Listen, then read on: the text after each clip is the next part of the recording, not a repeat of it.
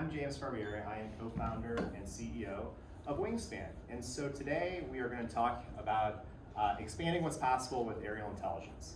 And so I'm going to take you first through a little bit of a journey of the background of when we first started with aerial intelligence, and then get into a little bit of details of how Wingspan is addressing how we see the future and some really critical capabilities that are ultimately needed to help the warfighter in this really fast growing industry. So first aerial intelligence photos were actually taken in 1915, and that was taken during World War I to observe the front line. That was actually the first time that aerial photos were taken from this new technology called airplanes. Fast forward to 1957, that actually ushered in a whole new era, and that was when we really first got into space. So that, of course, is Sputnik, and that launch was in 1957, and that ushered in a whole new era of space-based observation that obviously has completely grown since then. And then when you look at 2013, this is really when drones first started to become popular. Okay, so those quadcopters that, you know, your niece or nephew that you see at big box stores, this is really kind of the advent of when these really started to hit mainstream. And that was really a kind of turning point from when they were just used for more military and defense purposes into the widespread commercial and recreational markets.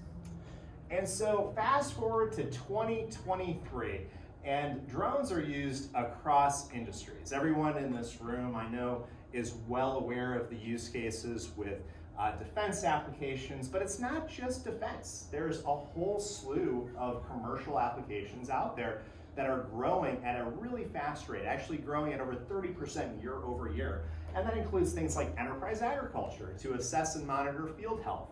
That includes public safety use cases to try and triage disasters faster. And then even survey and inspection and construction use cases are all part of those emerging uses of aerial intelligence across those uses.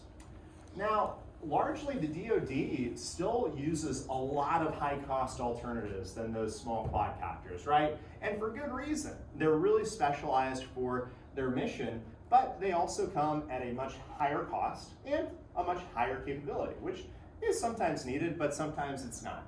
So you've of course got the high flyers that are at 60,000+ feet with really high-end sensors and multi-intelligence capabilities on board. Professional drone systems that have evolved since their first use in places like the Gulf War about 2 decades ago. And then of course you've got military satellites, commercial satellites, and a big thing which also affects our commercial clients out there is helicopters. So for scout missions, there is still a lot of use of manned aircraft to actually go do some of that scouting. So at Wingspan, we were really focused on making a lot of what we see as some current pain points and complications out there that are really largely unchanged over a pretty long amount of time at this point easier. And that includes things like a lot of infrastructure dependence, things like launchers, and these poor guys with these huge cumbersome to use boxes that have a really heavy logistics footprint out there. And so we thought, hey, there has to be a better way as we evolve what it means to have multiple sources of aerial intelligence in today's world. And so that's why we believe here at Wingspan that our professionals, including DoD professionals, need capabilities that aren't just a toy. They also can't be confusing, right? We're all used to having smartphones in our pockets, things that are easy to operate, take no training manual at all, and just work. So we really think that things not being confusing and also not costing a fortune are all really key pillars to what aerial intelligence collection assets need to be in the future. So our solution at Wingspan, the way that we see solving that problem, but it's not just us. Drones are tools in a toolbox, right? And so there's a lot of capabilities that are being built out there. And so our solution, though, takes the horsepower of a fixed wing aircraft and fits it into a really, really small size. So we have some unique technology that is our expandable wing technology that, no kidding, just goes from a backpack to full flight configuration in less than 2 minutes. and it's really taking the horsepower of a large aircraft and making it very simple but very easy to use. And so we have patented technology, and we're also really committed to being NDAA compliant. So that's what that means basically for the DoD is it is using components and subsystems that have a solid source that aren't from threat adversaries out there. And so that meets US national security guidelines for DoD acquisition. So when you also look at other aspects of UAS and aerial intelligence collection assets, there's a few other things that we see here at Wingspan that are really important for DoD operators. And some of those things are required to maximize mission flexibility. So how do you do that? Well, that means it has to be, in our view, open systems architecture. So there are so many great capabilities being developed over time that to have the DoD or even commercial operators locked into kind of a really solid state thing without that ability to growth and flexibility and partnership, that sometimes is a limiting factor. We also see systems that have the need to be able to deploy anywhere at any time. So regardless of whether you're deployed in an austere environment or whether you're in an area that's more permissive or you're just doing perimeter security, having systems that are flexible for those different use cases is really important. That also goes on to having a modular, tailorable payload. So for us, we have some quote-unquote kind of stock payloads that are meet a wide range of users, things like high-resolution EOIR balls, and for our commercial users, things like multispectral sensors, mapping, and survey sensors. But because it's modular open systems, that allows you to partner with customizing those payloads. So all the way up to the maximum payload capacity of the aircraft is what leaves the door open for new unique integrations that we can't even conceive of today, and to allow that to be a future-proof system to keep getting better over time.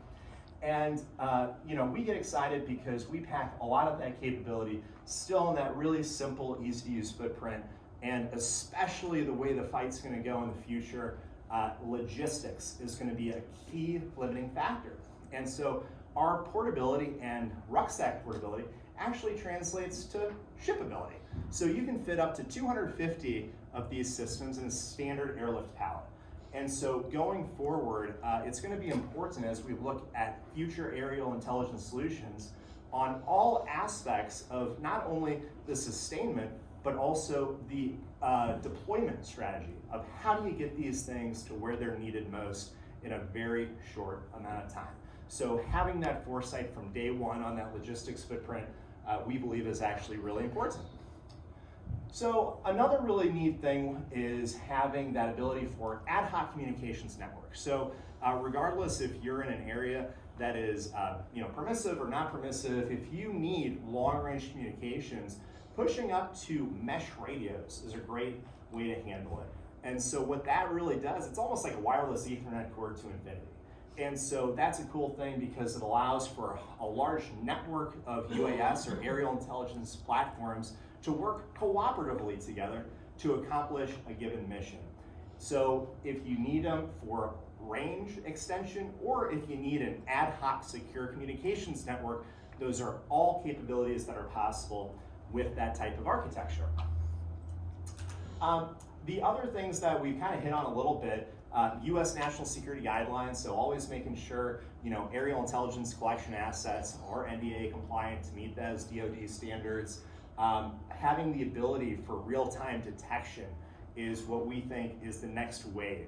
And so having a smart onboard computer on the aircraft like Wingspan is a critical capability because that not only handles the autonomy behavior, which means the aircraft takes off autonomously, performs its mission autonomously, and lands autonomously, but that same onboard computer is also able to do real-time detection and alerting.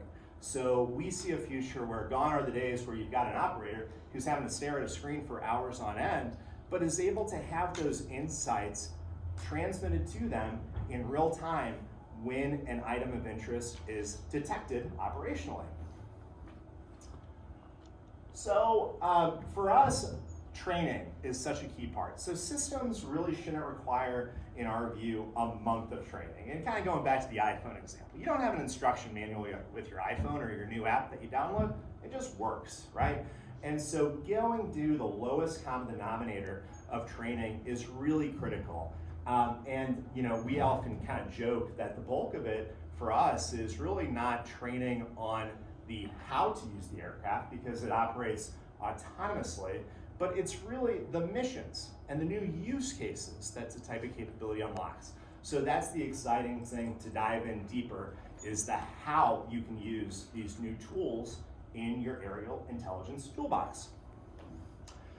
So we've been lucky, with the design and with the company and the capability. We've actually been recognized by industry leaders. We just graduated from Techstars LA this past year, and so that was actually kind of the legacy Air Force and aerospace chapter of Techstars. But we've also been really appreciated by a range of other industry publications. We were voted the most innovative technology at the National Disaster Show, which was a commercial show. And that's really important in our view for defense technology to be commercial dual use. Because what that allows us to do that we're really committed to is innovate at the velocity of commercial enterprise, but build in that rigor and those use cases that we know are going to be critically important for defense and government users. So along that line, really the long-term vision for us and the long-term vision that we really see as important in our industry in general is expanding what's possible with aerial intelligence. And to do that, we see systems like ours and others continuing to build on that pedigree of not only those defense use cases, but also that rapidly emerging enterprise space in places like public safety, forest fire detection, enterprise ag, utilities, and oil.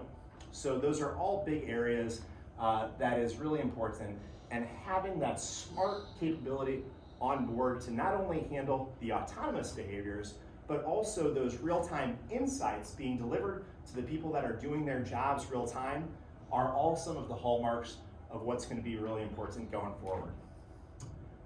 So I wanted to kind of get through that to leave a little bit of time open for some questions, some discussion, thoughts and use cases. I love the idea of this event being collaborative, so always interested in learning more about what others are seeing out there in the industry and other great use cases.